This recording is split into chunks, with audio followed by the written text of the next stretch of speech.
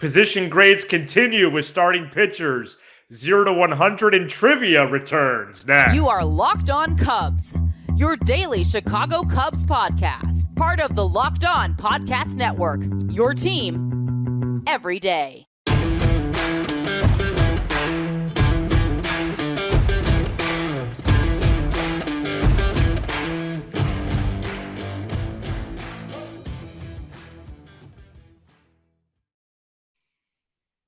You are Locked On Cubs, part of the Locked On Podcast Network. Your team every day, alongside Sam Olber. I'm Matt Cozy. Please support the show by following on your preferred audio platform, and you can watch, subscribe, and leave a comment on YouTube. Thanks so much for making us your first listen. Sam and I are lifelong fans, taking our passion into discussion with you on all things Cubs. Today's Wednesday episode, moving right through the week, is presented by FanDuel. Make every moment more with FanDuel. Right now, new customers can bet $5 and get $200 in bonus bets guaranteed. Visit FanDuel.com/lockedon to get started. We debuted our position grades on Tuesday's show with the outfield following our Juan Soto discussion. Please check that out when you get a chance if you have not yet. And today we continue with the starting rotation, Sam. There was quite a few pitchers that contributed, and excited to hear your thoughts. You know, as I listened to you do that beautiful intro and ad read, I couldn't help but notice that you sound a bit nasally. Yeah, I am. And I would just like to ask. I feel good, though. I would like to ask a question to the listeners. When's the last show that you and I did where we were both just completely healthy? Because it feels like kind of like August would be the number or something like that. Mid-September. So it really is kind of been a little bit of a whirlwind in that category. And please, before we get into more grading, I would like the listeners, the next two nights, or at least one night for sure, I'm going to be solo. I'd like you to comment, let me know any topics you'd like me to hit. Yeah. I'm definitely going to talk about the playoff structure and one of the topics, but I'm open to some suggestions of things that you'd like me to talk about on Thursday's episode. So with that, I'll toss it back over to you, Matthew, and we could talk about grading the starting staff. Justin Steele, Marcus Stroman, Kyle Hendricks, Jameson Taillon, Drew Smyly, Javier Assad, Jordan Wicks, and Hayden Wesneski all made at least 7 starts for the Cubs in 2023. Steele was the headliner. Hendricks was the surprise. And I actually have Smyly as the biggest dud. I'll explain that. Steele, a clear headliner, though, Sam. 3.06 ERA, up and down the National League leaderboard. And it was nice the Cubs had a thoroughbred for the first time in a while. A homegrown thoroughbred. And he was outstanding. I think before the last 2 starts of the season, he was looking at a season that would have been titled an A+. Right. And then those last 2 starts of the year probably bumped him down to a flat A. I think anything less than that would just be cruel at that point. Yeah. And so, yeah, he was the headliner of this staff. He was the best guy on this staff. Early in the season, it felt like him and Marcus Stroman would be a great 1-2 punch, but about, taking a trip overseas down to London. Since then, Marcus Stroman, to me, was the dud of this staff. Not Drew Smyly, not Jameson Taillon, not Hayden Wesneski, but Marcus Stroman. What about Quas? He made 1 start. That's right. It's 2-0 Philadelphia at Citizens Bank. If I were to say overall grade, Matt, I thought Kyle Hendricks was the next highest graded starter. I thought he was very solid. He is, for sure. Reliable all year. Overall grade, I'm in the C+, B- range. Yeah. And I am really interested to hear your grade, and then I think I'll kind of make a final decision after I hear your K. Yeah. Do you remember Hendricks' first 8 starts from late May through the 4th of July? Just magnificent. I believe his first start came against the Mets, didn't it? Yeah, it did. And then the Rays second. Yeah, Mets and Rays. No, he had some tough matchups, and then he went across the bay and almost threw a perfecto. crazy. Oh, and I got some trivia about that coming up later. Oh, sorry about that. A lot Okay. of pitching themed Oh, things well, here. if you have trivia about this season and I don't get it right, then I should my credibility kind of is at stake. Well, it's trivia about perfect games. Well then that. Stroman 3.95 ERA, was definitely disappointing after late June, which D is in dog. I would not give him a great. D. I would give him a D grade. Jordan Wicks, bright future ahead, but still likely projects as a 4 or 5 in my And by the way, baseball let me book. just clarify something. To those people that say, "How can you give him a D? You would have taken that at the beginning of the year." When you collapse like that, the second half of the season, you don't get a passing grade. Okay, go ahead. Right. Smiley was my biggest dud. They paid this dude as a starting pitcher, and it's unfortunate because he's not. I think Uh, Tyone was the biggest stud. He's a reliever, and in fact, he excelled in it. 2.51 ERA in 28 innings out of the pen. Tyone was a mixed bag. D First as in half, dog for really Tyone. strong. D. I always like to announce B's versus D's, right? B is in boy. I get that. D is in dog. That's going to be a D is in dog for Tyone. What about Wisniewski? Because his role moving forward is very muddled in my mind, and he was much better as a reliever as well. As a starter, Wisniewski? Yeah. F as in Frank. F. Okay. Yeah, and he was awful. The most exciting almost out of spring training. 100%. I thought he was going to be one of the best. For me, I got D Smiley, D Tyone, D Stroman, F Wisniewski, A Steele, B plus Hendricks, B Wicks. And then there's only one more, Javier Assad. Oh, an A for what you expected out of him, an A. Yeah, and he essentially had equal numbers in both roles. I really hope the Cubs keep him unless they get, good value back for him. But based on what you're saying, based on the conversation, based on the preseason expectations and how they entered the classroom, so to speak, I really wanted to give the Cubs rotation a higher score, like a B, even a B plus, B minus. Yeah, C plus. But I have to go with C plus. Okay, then let's go. The thing that solidified it was the clutch stat. Fangraphs has them at 25th, dude. Yeah, right. 25th?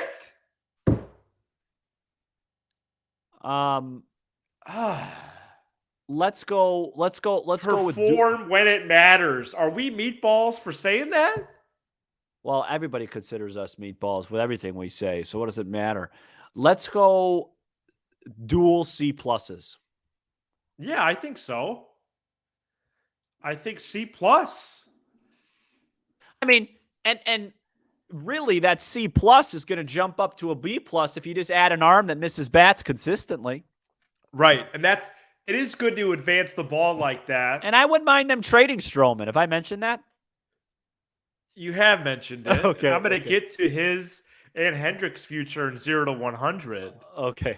And yeah, because you got Steele, hopefully Hendricks, yep, Wicks, Tyone, and Yamamoto. That's a great rotation. Yeah, and they just came out. I'm just being funny, but no, I know that. But Yamamoto just came out and said, the Yankees and the Mets and the Dodgers and our names. He said that? Somebody said that's who's been interested or whatever. Well, the Cubs aren't interested in one of the best pitchers? No, I don't. We're going through this again? No. Although, with all due respect, and in Jed Hoyer's defense, Carlos Rodon was terrible. Carlos Rodon was awful. Now, we were hemming and hawing for him, Abreu, and Correa. They were all bad. All three. Now, I would like to mention there is a guy lurking by the name of Cade Horton, right? That can miss bats. It's one of the best. That's one of the best pitching prospects this organization has ever had. Right, probably the best since Mark Pryor. Right, and before that, Lord knows. Fergie Jake. So, well, yeah, it's too bad about, especially given how healthy they mostly were, that there was this regression this big regression of Strowman, this big regression of Smiley. I wouldn't even say Smiley regressed. I just don't think he was very good. Yeah, he's just not that good. Yes, Strowman regressed. Strowman's a talented pitcher that was a Cy Young candidate that fell off immensely. Smiley started out rocky, got good, and then got awful again pretty quickly.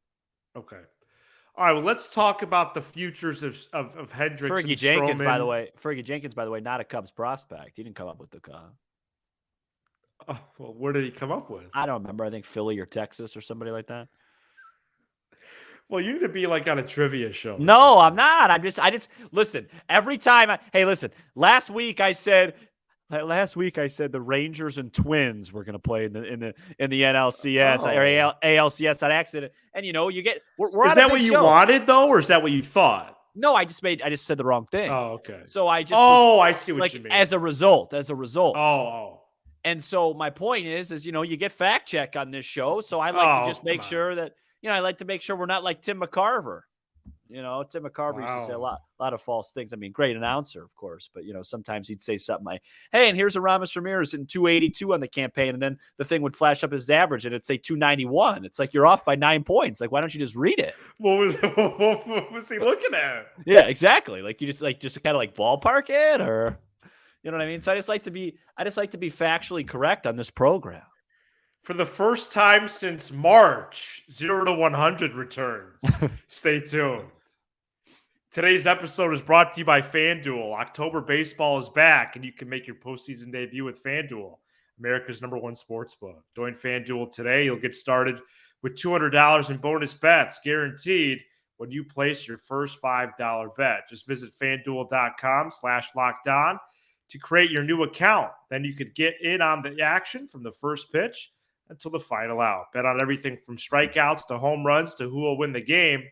And if you don't want to wait the whole game to get a win, predict what will happen in the next at-bat with quick bets. Sam, the Rangers are 7-0 in the playoffs. They are now the favorite to win the World Series.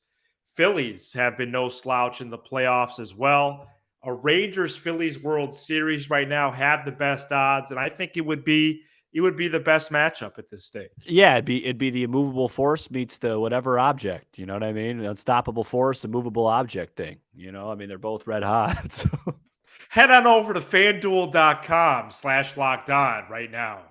Step up to the plate this postseason with $200 in bonus bets guaranteed. Make every moment more with FanDuel, the official sports betting partner of the Locked On Podcast Network and Major League Baseball. First time playing 0 to 100 in a long time. Me and Nick played it a couple months ago when he came on. And we have a few questions here, and this is always a fun game. And I'm not going to make it through the offseason. It's just a good time. Somebody and I got 2 baseball questions, then one other question for you, Sam. Do I ask any? Because I didn't come up with any, to be honest. I guess not. Well, I'll come up with something, man. All right. Okay. I got one. Hey, 0 to 100. So we should probably explain this game. So yeah, because we have a lot of new listeners, man. The numbers have been off the chart. Percentage chances that something happens. Yeah, 0% to 100%. Okay, it's a really cool name for a really basic game. Yeah, that's a good call. All right, what's the chances that Hendricks is back? 0 to 100. Kyle Hendricks back, 75. Okay, so he has a club option. Yeah, they're not going to take that. They're going to take it and then pick it up, or they can work out a deal through 25. I think they're going to do. So what's his club? 16 M's? Is that what it is? Yeah. I think they take the club is what I meant, but then add another year for like 4 and go 2 years, 20, and call it a deal. I like it. What do you think the percentages are on Strowman, who has 21 M's? 0 to 100. Option? Yeah, 0 to 100 Strowman. That the option is picked up, or that he takes his player option and picks it up, I'd say about 75 as well. But I think I do think there's about a 50-50 shot that strong that even if he picks it up, he's dealt. Okay, wow. That's pretty high odds. And I am maybe sensing some murmurs in the industry that I'm he gonna do may some digging. I'm gonna do he some may digging on opt out, but we'll Whoa. see. That's in about a month away. Is that deadline? Oh, what a Actually, I don't gift. know if that's right. I looked that up the other day. I think the opt-in, opt-out deadline Excuse you. is 5 days after the World Series. Oh, well, if he opts out, that'd be a gift. So we're going to be actually that's going to be coming up sooner than I thought. Yeah. Well, if he opts out, then you could bump up the Hendricks thing to like 95. I'll look into that for the next show. But there's a lot of dates in November. So, Yeah. all right. Do you have one? Yeah, I got one Baseball for you. related or Yeah, or baseball just related. otherwise? No, I got baseball related. 0 to 100. That without knowing one thing that happens in the off season, that we are doing playoff shows next year. Ooh. So basically, I'm just asking, how confident are you that they have an off season that's worth about 8 wins? I would say 80%. Real? I'm more optimistic than most. No, but that's like a cozy thing, because when Nick came on here, I mean, he was saying like it was like 9. He said like 75% they win the division or something like that. And at the time, they were like a game or two out. I'd say the Cubs current playoff. group returning, I'm not. The percentage is a lot lower. Then you consider the off season. I'd like to say, 80. Yeah, I'd say about 50-50. Wow. But you do think they're going to make moves, though? Yeah, well, I would hope so. I mean, they're going to make moves.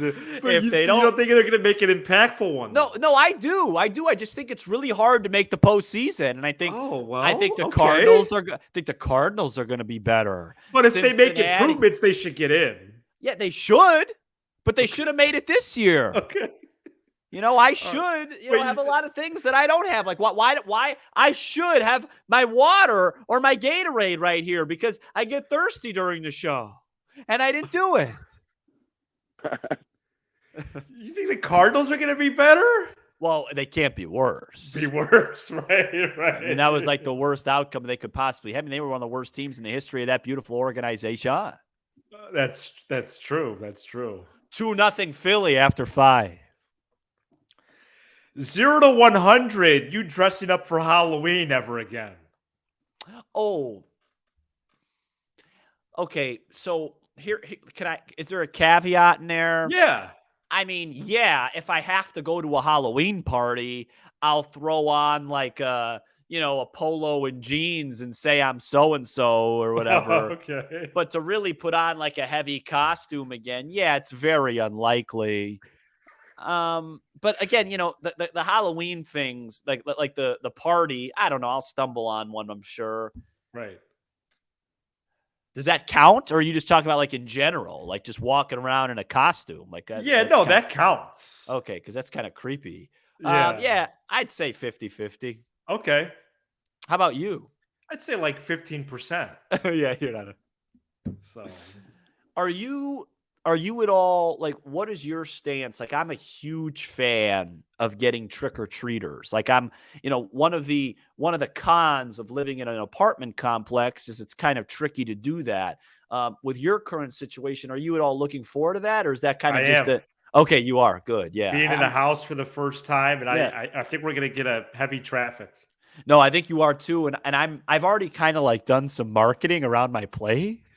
So, like, I've told the children to make sure to knock on 409 on really? Halloween. Yeah, because I'm going to have, I don't.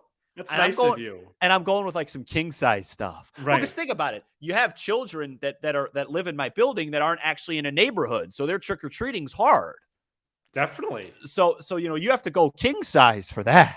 That's really thoughtful of you. I was looking to get like a king. You know what was an underrated chocolate bar? The 100 grand bars. Go ahead. Wow, and king size, that would be legit. Yeah, absolutely. Yeah, and you pronounce it Reese's or Reese's? Reese's. Okay. No, not Reese's. Okay, because I've interchanged them about the years. So.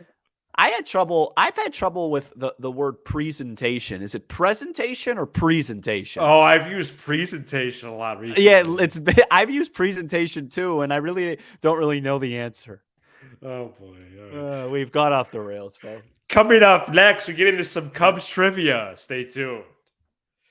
Today's episode is brought to you by Bird Dogs. Bird Dogs makes you look good. Bird Dogs stretch khaki shorts are designed to flip slimmer through the thigh and leg, giving you a truly sculpted look. They fit way better than regular shorts that are made of a stiff, restricting cotton. Bird Dogs fix this issue by inventing cloud knit fabric that looks just like khaki but stretches, so you get a way slimmer fit without having to sacrifice movement. Bird Dogs uses anti-stink sweat wicking fabric that keeps you cool and dry all day long. Bird Dogs are functional for any occasion. Golfing in this beautiful fall weather. How about a date in this beautiful fall weather? An evening out, pool, although albeit in the summertime. Going for a workout, just lounging around, reading the newspaper. Maybe going for a drive around the block. Go to birddogs.com/LockedOnMLB or enter promo code LockedOnMLB at checkout for a free Bird Dogs water bottle with your order. That's right. They have had some great promotions throughout the last several months. Okay, the first one was the Yeti right here. Second was the hat, which is currently on my head on top of the headphones, and then the water bottle. birddogs.com/LockedOnMLB. You won't want to take your Bird Dogs off. We promise you. We're back here on Locked On Cubs trivia for the first time since March as well. And we're very excited to be doing this. There is a pitching angle to it. That's where we let off the show. I really hope That's where we're everybody gonna close. I really hope everybody's watching on YouTube right now. Which Cubs pitcher recorded the most strikeouts in the National League in 2003 with 266? Kerry Wood. Was it what? Kerry Wood. That's correct. Yeah. What year was the first perfect game thrown in Cubs history? Was it A, 2015, B, 2020, C, 1998, or D, no Cubs pitcher has ever thrown a perfect game? B. That's correct. Which Cubs pitcher holds the record for most opening day starts? A, Carlos Zambrano, B, Fergie Jenkins, C, John Lester, D, Rick Sutcliffe. This is a hard one. I know it is. I know it's hard. Oh, boy. For some reason, so I've heard this question asked before. It's not Lester. It's not Sutcliffe. Right. And for some reason, I don't think it's Fergie Jenkins. So I'm going to go Carlos Zambrano. That's incorrect. It's Fergie Jenkins. It is. Shoot. Bonus. How many games was it? How many starts? You could. Yeah, I can guess. Yeah, it would be a guess.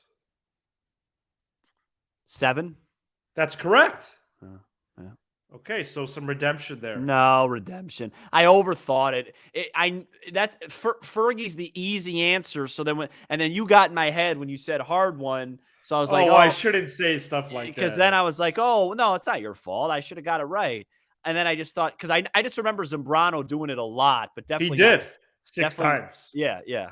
So Sutcliffe 5, and Lester only 2, 4 or 5. Was it 4? It was definitely 4. Was it really? There might have been a 5th. Really? Yeah, I just looked it up in the last hour or two. I know he did it in 15, but didn't Arrieta do it in 16? Well, here, let me retrieve the. So, what I would like to do after looking this up, though, if you're up to it, I would also like to do just random opening day starters at a certain position at a specific year, if you're interested. Yeah, okay. From time to time, yeah, we can test it out now. Hit me with one. 1, 2, 3, 4 for Lester. Really? 15, 17, 18, 19. Okay. Arrieta was 16. So. Yeah. All right. So the one I want to do now is who started at third base on opening day in 14 and 15. And that's going to close the show. Ooh.